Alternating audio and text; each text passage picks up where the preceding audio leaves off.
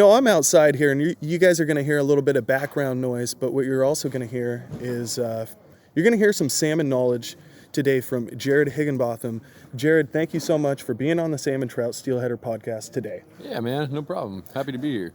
So, Jarod, the reason I snatched you up here is I just would like to pick your brain. You've got a lot of experience fishing over the years yourself, but not only that, fishing with a lot of talented anglers over that time as well, working with the Yakima Bait Company. Yeah. For how many years? 9 years in August, man. Cool, man.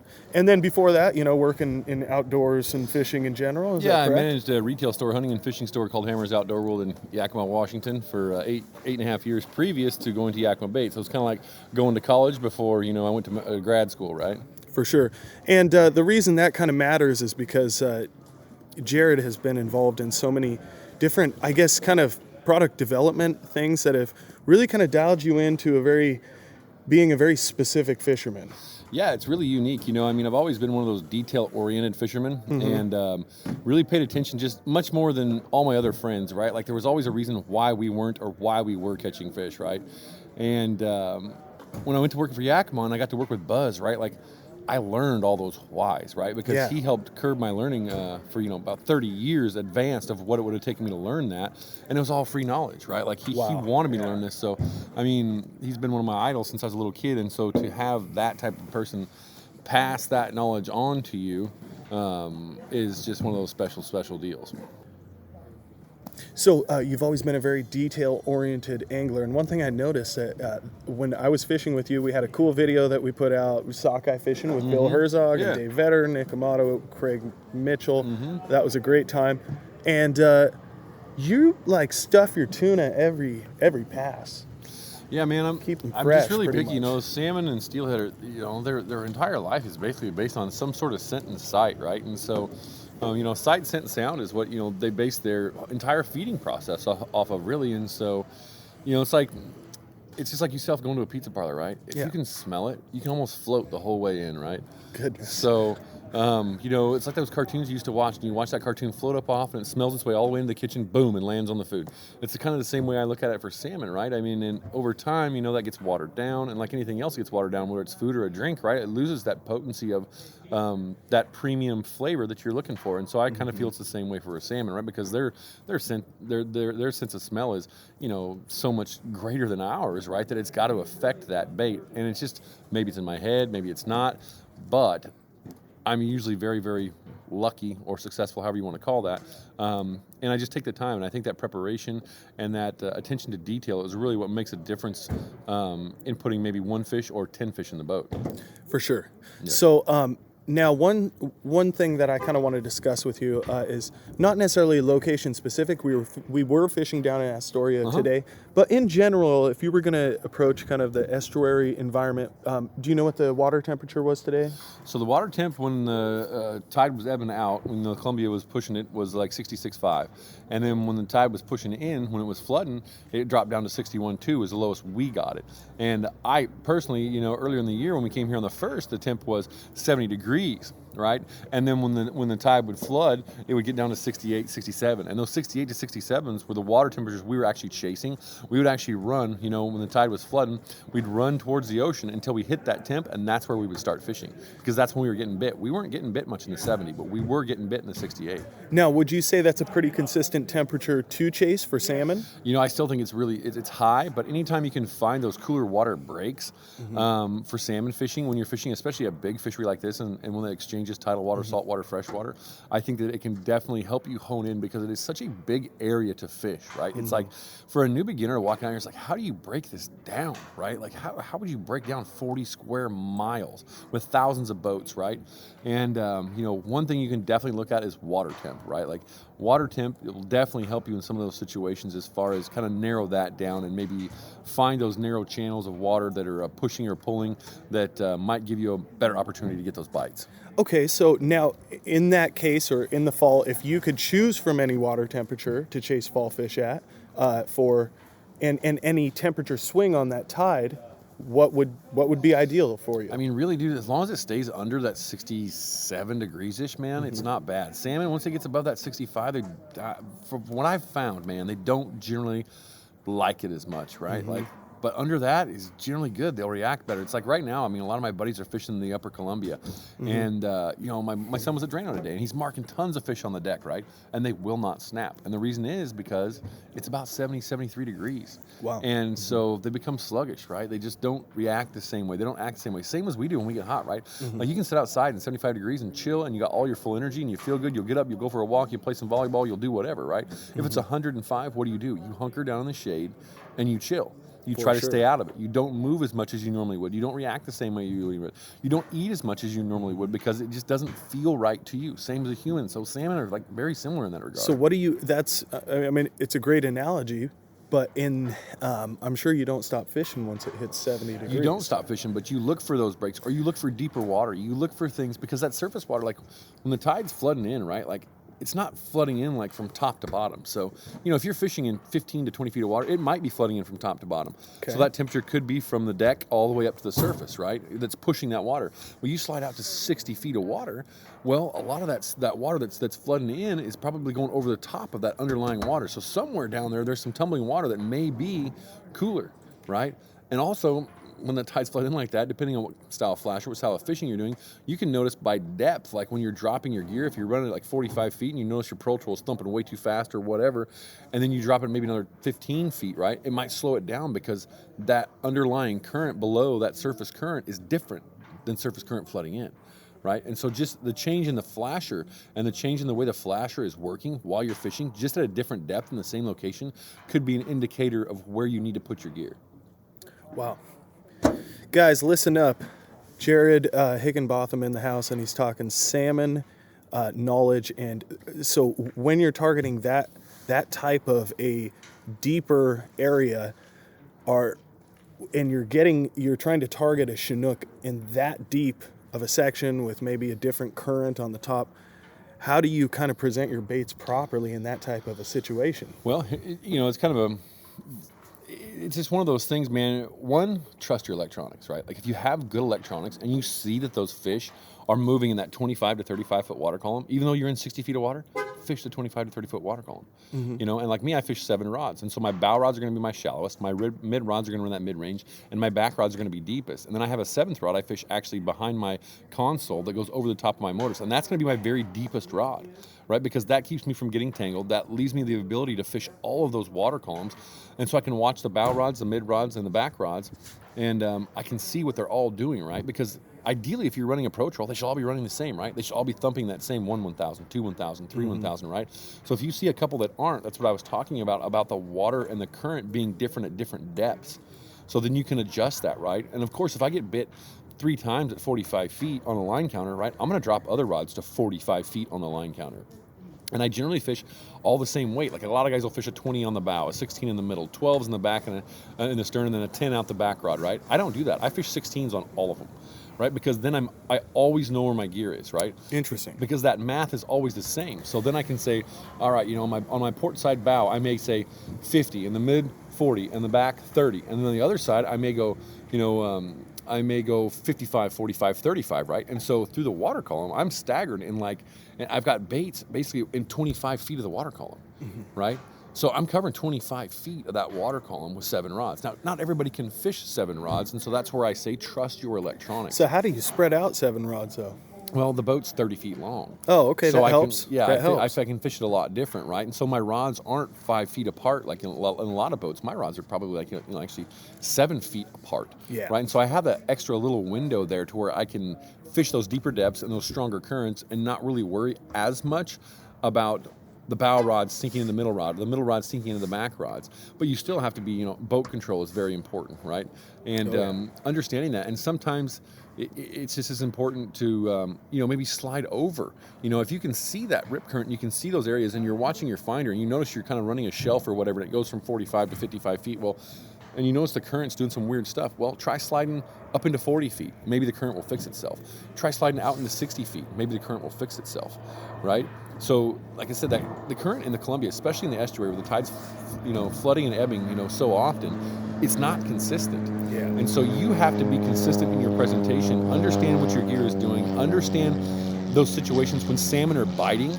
And then pay attention to those and make those mental notes. Like, you know what, the salmon bit when I was here, not necessarily a depth or whatever, it's what your gear was doing in those depths. Yeah. And that's the most important part, because you know, a lot of people see people just getting torched all around them, right? Man, all these guys are getting bit, right? Well, are those guys all fishing on the deck? Are they all fishing suspended and you're fishing on the deck? Right? And so that's where that difference is, right? Like, pay attention to those types of details, you know, and then everything from leader lengths to hook size to how much, you know, everything's going, you know, how much your flasher's moving. Pay attention to if you're running a pro troll. If you catch 4 fish on one rod, right, and you got the same gear on all of them, there's something different with that flasher. Mark it.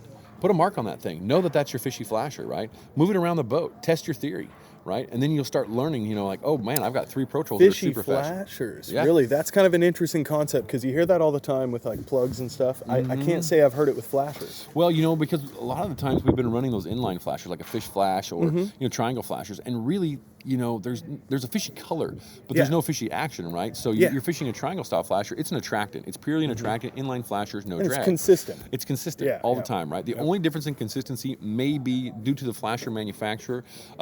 Thicker plastic, thinner plastic, they're going to move a little bit different. One may spin faster, one may spin slower. Yeah. But with a Pro Tro style flasher, man, they're a lot like a lure.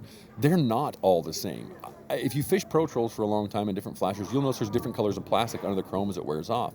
Well, you know, they may be made different, maybe different style of plastic. They may have, you know, XYZ components in them that aren't in other flashers, or the molds may not be as consistent. Maybe they have a 10 cavity mold, and so maybe cavity 1, 2, 3, 4, 5, and 6 are really good, and 7, 8, 9, and 10 aren't. Interesting. Right? And so, you know, that's where a lot of guys used to buy like a wiggle wart or a quick fish, right? Yeah. And 1 out of 10 would work. Well, it's because those mold cavities were like maybe 5 cavities big, and cavity 1, 2 fished really good, 3 didn't, 4 fished great, and 5 fished okay. Right? But nobody knows which those come out of. Yeah. Right? You know, and we didn't either, but the technology now is much more sound. So every lure is pretty much precisely built. But beforehand, that's how that worked. And so then Pro it's Troll all could be about similar. it's all about R&D then. So which brings me, and I hate to cut you off real You're good, quick brother. here, You're good. but I want to bring you over to something here. What you've done in the Yakima bait realm and with Buzz Ramsey has been very, I guess, heavily into kind of the very specific R&D. So can you tell me a little bit about that? I've heard you kind of riff on the whole plug idea. Perhaps you can tell the salmon trout steelheader audience a little bit about plug action. And before you do, I just want to shout out NSIA here at the NSIA Sport Fishing Derby that we partook in. And go to nsiafishing.org, I believe it is, and check them out. This episode is brought to you by NSIA. So let's get back to this, Jarod.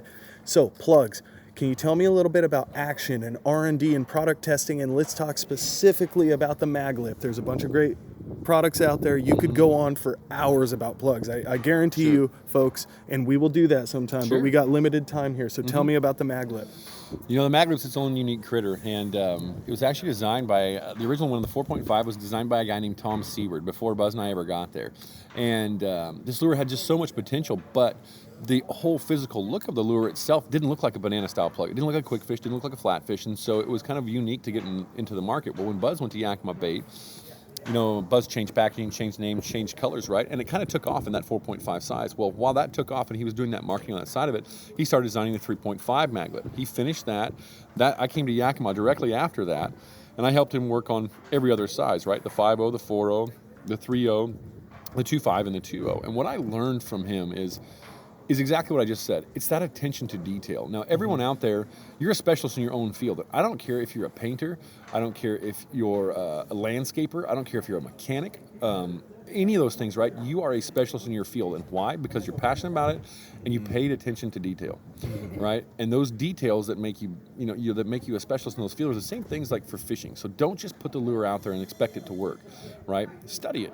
Like, what is it doing at 35 feet deep? What is it doing at this speed? What is it doing when I change the treble hook on the back? What is it doing when I wrap it? You know what I mean? All those things need to be paid attention to because it's all a science. These lures are designed, to be balanced, which means that they're going to run straight and flat, not blow out on you and twist out. And the Mag Lip is one of those that it runs perfect. Everyone runs perfect out of package. That's the crazy thing about the Mag Lip. It does seem like the one that you never hear complaints about consistency. Ever. Whereas you'll hear like, oh man, I love this plug, but only 1 out of 2 works, or whatever. Ever, man. And that all comes from really the design of the lure. And I'm not comparing it to an airplane, but the same way you look at a 747 and go, how does this thing get off the ground? This doesn't make any sense. Or look at a 600-foot long iron ship. Why does an iron ship float, right? Well, it's all about that design, and the hydrodynamics of how the water flows over that plug, right, is really how that whole thing comes together, right? And so what I find odd, and I'm just going to break in here real quick, and maybe you can talk about this, but what I find odd about the Mag Lip is when you're drift boat fishing or fishing in a bigger river, those Mag Lips continue to run as you kind of cross into weird little currents and stuff. And another thing about it, I feel like you can run them with a dropper or flatline them. Sure. They work consistently. And so what is it about, like with that skip beat, how does it maintain that consistency throughout those different water areas? So, the size of the bill helps that because it helps it catch a lot of water. And so it will grab and help it dive down, stay down, and move. But the resistance between the water forcing onto the bill of the plug, the size of the air chamber inside the plug, the position of the balancing weight inside the plug, the positions of the hook hangers and the pull point, and the heaviness and the weight of the hooks on each hanger. Oh, wow. Right? Is all part of that puzzle. So what do you mean the internal weight? Well, there's a balancing weight in most lures, and it's in the head of the lure. And otherwise, when you go to troll it and you put it out, it would just sit on top of the water. It wouldn't have anything to help dive that nose down. Yeah. But the position of that is going to dictate the position. Is going to dictate the position of the lure as far as in the water, as far as how it starts to dive and how it starts to go up and down, right? And so, the balancing weight is what forces that lure down and keeps it stable. Similar to a guy walking on a trapeze with that long pole, right? Yeah. Take that pole away. Yep. Okay. You take that pole away, can he still do it? Probably in some situations. Can you do it all the time? No. But with that pole, right, that's what balances him out. Yeah. Right? That's what balances him out. And so it's very similar to that balancing weight in that lure as far as what it does. It balances it out. And so that's what gives that little room for those errors, for those situations that you're talking about. When that plug isn't getting direct flowing current, you're getting that boiling current, that's what keeps that lure down. It helps it. Okay, that makes more sense because it seems like a nightmare, an engineering nightmare to figure out how to deal with hydrology. Is that the word for it? I guess, yeah, man. I mean, I'm a redneck farm kid, but yeah, that's the way Buzz explained it to me, you know what I mean? Yeah, for sure. It does, but that's really all trial and error. There is no, when you're designing a lure like that, man, the prototypes are $500, $1,000, $1,500 each. And so we'll take an epoxy them and, grind on them with a Dremel tool, heat them up with a torch or whatever, bend them, move them, different hook point placements, different pull point placements, different hook sizes, test them to see how deep they dive, and ideally, if you come to me tomorrow, Lucas, and you say, Jarod, I want a flatfish style plug that'll dive 25 feet deep and run at 6 miles an hour. Correct. And have the skip beat action, right? Yep. So those are your criteria you just gave me, right? Correct. I want that. Yes. Right. You want that. Everybody wants that, right? And so that's what you do, man. You get this lure and you start tinkering with it until you can get it to do all those things at the same time. And that's a combination of all those things I just talked to you about. And so sometimes it does sit back and think of those things, or, and it's all on the water, man. I mean, when we're testing them, you bring it in, you tweak it, you put it back out, you watch it, you watch it, you watch it. You bring it in, you tweak it, you put it back out, you watch it, and the same thing, and back and forth and back and forth. And, like Buzz and I, when we did, my first project with Buzz was the Mag Lip 5.0. Very proud of that. I still have the original 5 at home that we tested, right? Like one of the coolest trophies I could ever have. Buzz is one of my best friends. I love that guy to death. Yeah. And, but when we were testing that thing, we did that for like a year and a half, right? Like we went out probably 15 to 20 times on a boat and tested it. Yeah. And the day that we got it right, like, because we tested it, we're like, oh, it looks good, but, it won't do this. Oh, it looks good, but it won't run to 5 miles an hour. Oh, it looks good, but there's no skip beat action. Oh, it dived ways too deep, but it looks dead. Oh, it runs really good, but it won't dive, right? And so when we finally got to the point that we were sitting there one day, I can remember this, it's the coolest story. And we've done this for, like I said, a year and a half. And so we're in Drano, and we're sitting there, and we'd work on this thing all day. It's like 5 o'clock in the afternoon. We're exhausted. It's hot, And you know, and we have to go to open salmon fisheries to test these. We can't just go do it anywhere. They have to be open. True. Yeah. Right. And so we're sitting there, and he sits down. And we have a sandwich because Buzz always made me lunch. We had it was smoked spring Chinook that he made into tuna sandwiches, and we sat there and we ate them. We talked, and he looks at me and goes, "Don't ever do this." And we have a $1,500 prototype. He grabs a blowtorch, he heats up this plug, and he bends it. Right. And I'm like, "Ooh." And he goes, "I think the bill needs more angle." And I'm like, "All right." And mind you, he and I had been doing this for a year and a half, like I said. And we put it in the water, and we start at 1 mile an hour, and we're like, "Whoa, that looks fishy." We get to 2 miles an hour, it starts diving down, looks even fishier. We get to 3 miles an hour, it looks so fishy we can't stand it.